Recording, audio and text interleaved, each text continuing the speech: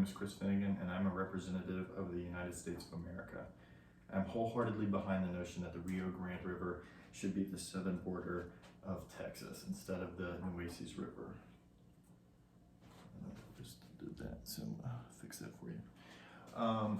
So this line right here is the Rio Grande, and you can't really see it. The map doesn't really do it too much justice, but the Nueces River is this little line right here.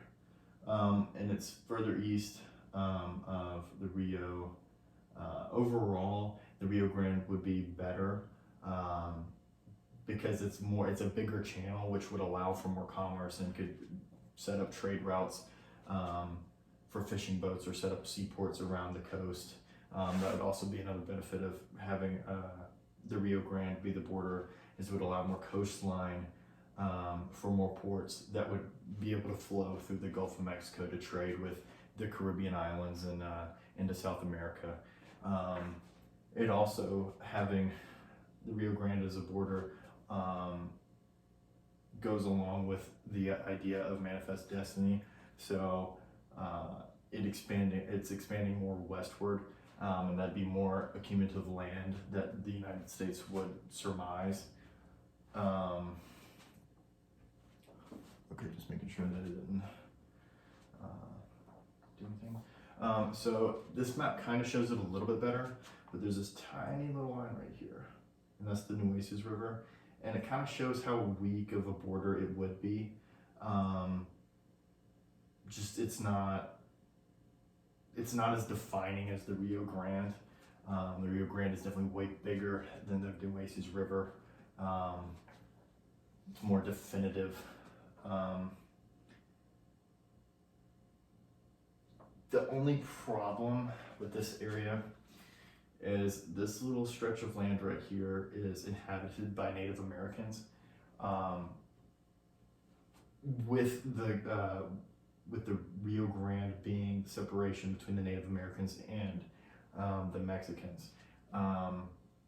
So the only problem that kind of comes with is that we would have possible conflicts trying to evacuate them from the land.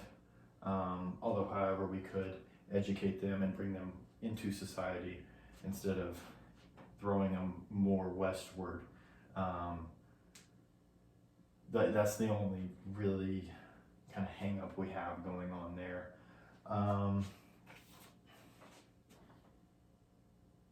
Furthermore, having the Rio Grande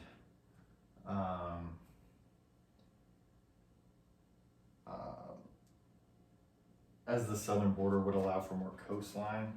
Like I said earlier, it's so much more just area of control over the Gulf of Mexico, which would then benefit the economy of the United States, because we do rely heavily on trade, and with the Gulf of Mexico being such a huge hotspot of trade with all the Caribbean islands, it would just be way better for our country to have the border at the Rio Grande. This map shows all of the land grants of Texas and all the different sections within the country of Texas at this point.